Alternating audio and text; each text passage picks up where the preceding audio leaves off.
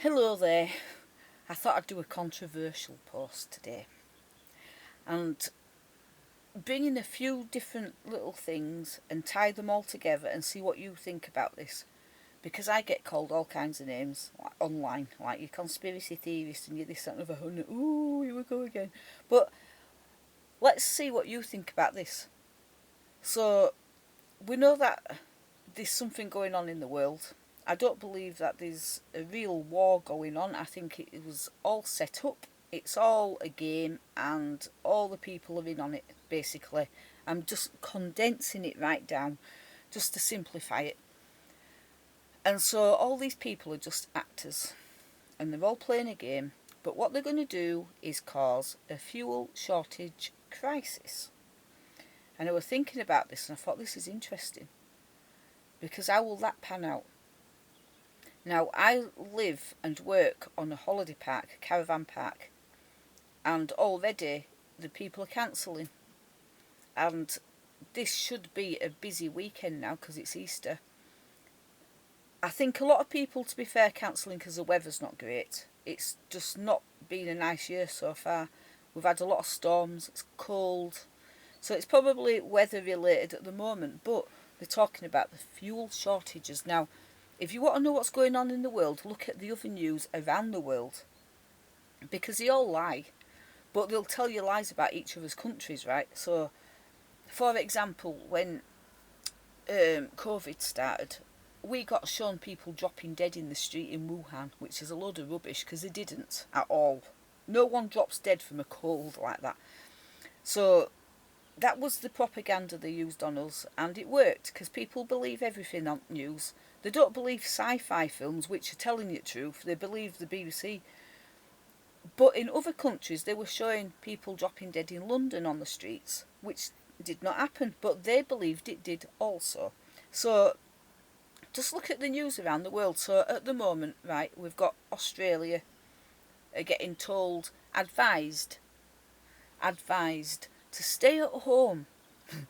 It's just the same story, but with a different theme. And so this time it's the fuel. Because there's a war going on, the fuel can't get through. And so what's going to happen is there's going to be a fuel shortage. And people are like, oh, well, that's going to be a little bit inconvenient. But then the government go, but don't worry, because it's only a little time. And we've heard this before, haven't we? We know where this is going, some of us. So let's see if we're right. This is my prediction, right? I don't want to be right. I hope I'm wrong. But there's a little shortage. So we're going to have to put the prices up, which is going to price some people off the road because they're already hand to mouth as it is. And the cost of living is going up so ridiculous that people are already struggling just to get by now.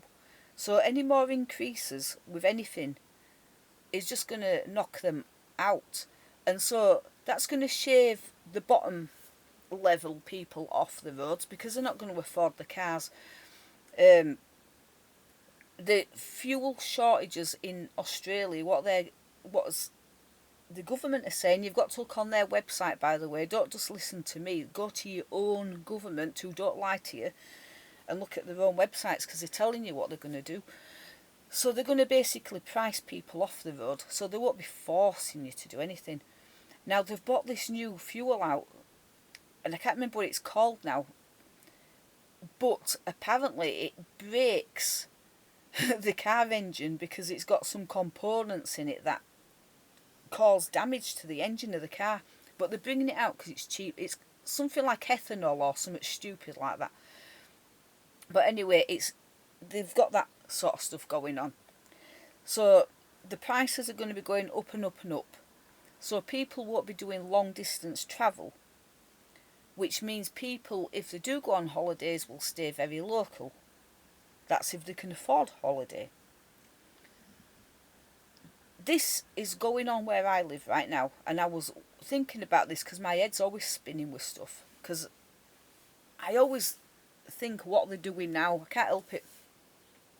So I was driving to work the other day, and the amount of potholes in that road was absolutely ridiculous. And I thought, this road leads from where I am into Auburn town.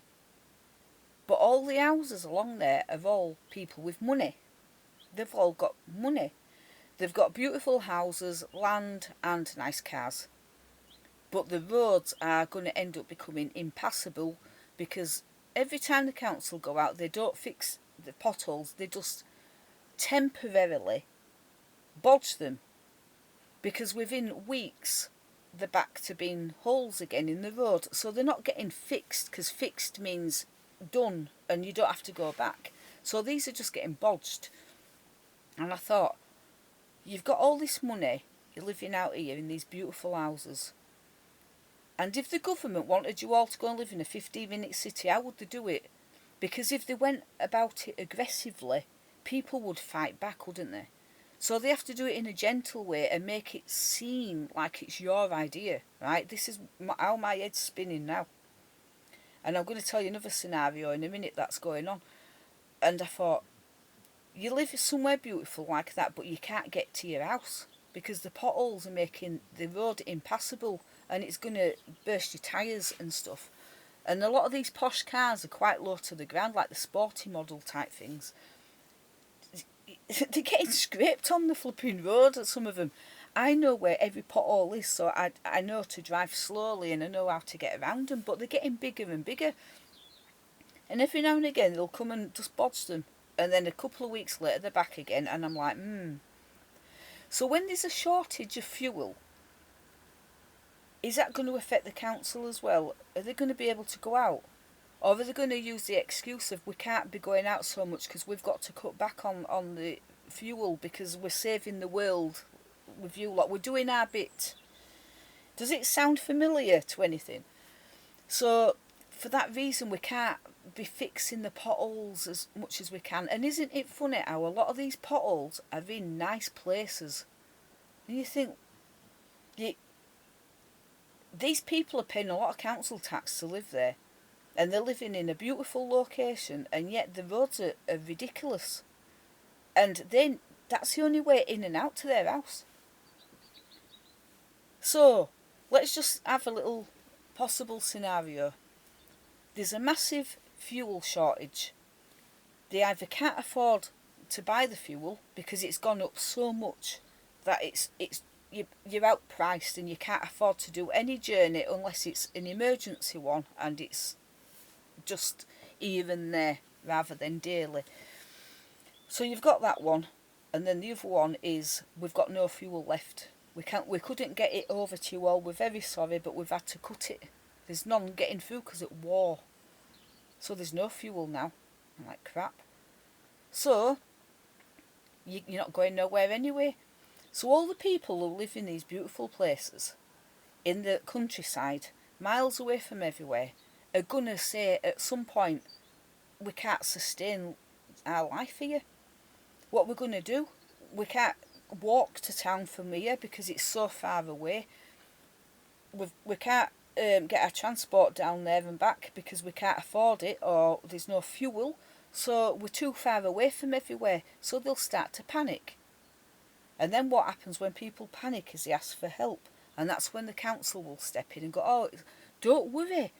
We've built a little estate here that you can all come and live on temporarily. And they'll all go, thank you, at least it's somewhere to go because we can't stay here in the middle of nowhere. And I was thinking about it and I thought, you can have £1 million house in a beautiful place, but if you can't access it and you're so far away from a town, how long can you live in it feasibly? Because a lot of these people are not preppers and they don't even grow food. A lot of them have got a big massive lawn and it's just covered in lawn furniture and grass. So how long is it going to be before they're starved out of it? And they'll be like, we can't stay here. And so they'll be asking for help. And then they'll be put in the FEMA camps, temporary accommodation, until they can find somewhere else for them, which will be in a 15-minute city. That brings me on to the second point. Where I live is known as the gateway to the Isles in Auburn because a lot of the ferries go from Auburn. So you've got Mull, Colonsay, Tyree, you've got Kerrera, Lismore, Iona, you've got quite a few ferries going from Auburn. 8 ferries, 8 have all broken down at the same time. Little coincidence there. Oh, that sounds strange, but I haven't heard anybody going on about it other than saying this is ridiculous, but not one person's gone, hang on a minute. 8? 8 ferries all at the same time have all gone down. So, I know somebody on Mull now, been trying to get over here for 5 days. The ferries are normally every hour in Mull over to Auburn. Because of the massive shortage of ferries, they're having to use the same ferry for the islands, so they're all getting shared, which has cut back the sailings by a lot. We're at Easter weekend now. This is a high tourist season right now for people to come travelling over, and a lot of people go to Mull, for example. They go to the islands because they love visiting and touring. A lot of them can't go now. Cancellations everywhere. Sorry, can't get you one. They've got to prioritise certain things like the key workers. I'm going to call them key workers, but they're going to have to prioritise things like getting food across and petrol and all that sort of stuff before tourism. That's going to come last. And they're going to have to at some point try and get the people who live there on and off, but I don't think they're prioritising their own people. So people are having to fight to get a flipping ferry. And if you've got a car, it's even worse, because they can only get X amount of cars on. And if one ferry goes down, the next one has got a backlash, and then the next one that goes down has got even more. So people are queuing for days. What about if it turns into weeks? So let's just scenario there. You live on a beautiful island, you've retired, you've sold up your house in London, you've bought a house on Mull, you're having a lovely life, living it really well. You come over to Auburn regularly on the ferries and you go travelling, but oh dear, the ferries have gone. Oh, right, how many shops are on Mull? If you go into the main part of Mull, which I say is Tobermory, you've got one like little mini supermarket and a few little shops, but they need their stock and food, so that needs to be taken over there. But if there's a fuel shortage, or if it stops because they can't get any fuel through, there's no ferries. So what's going to happen to all the islanders? And I had a dream about this about a year ago. This is before all this, and I had actually had a dream that I was stood on Mull, and the army came over with these big ships, and they were taking everyone off the island, and I'm thinking, oh, I'm not going with them. I don't trust anything to do with the army or anything. So I hid, and all the people were going willingly, and I thought that was a weird dream. And now I'm thinking, maybe it was a premonition, because people will beg to leave it at some point if that happens, because how many people have got a yacht there? Not many. There's not many people. There's over 2,000 people living on Mull. Not many of them have a yacht. And if they have a boat, that's going to be useless, because a boat needs fuel. If there's a fuel shortage and there is no fuel, they're rendered useless.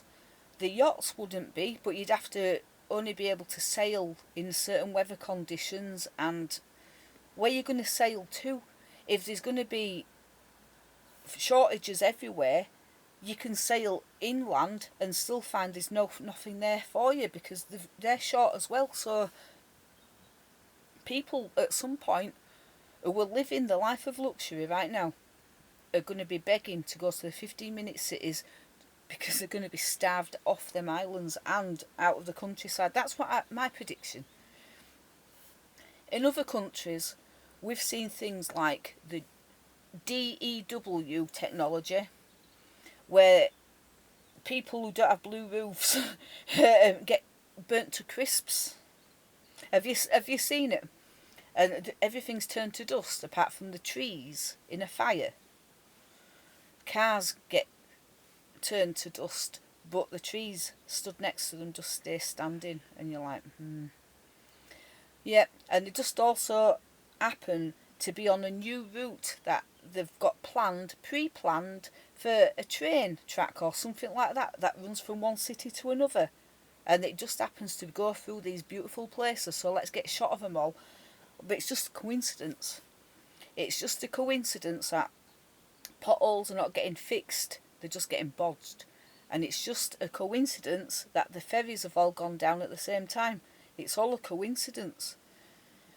So let's see. I love being wrong, and I hope that everything goes great this year. We have a bumper year with holiday makers, everybody's happy, everything goes to plan, everything's great. But anybody out there like me, you're thinking negatives. I better go because she's barking. But tell me what you think about this. Am I just being daft or what?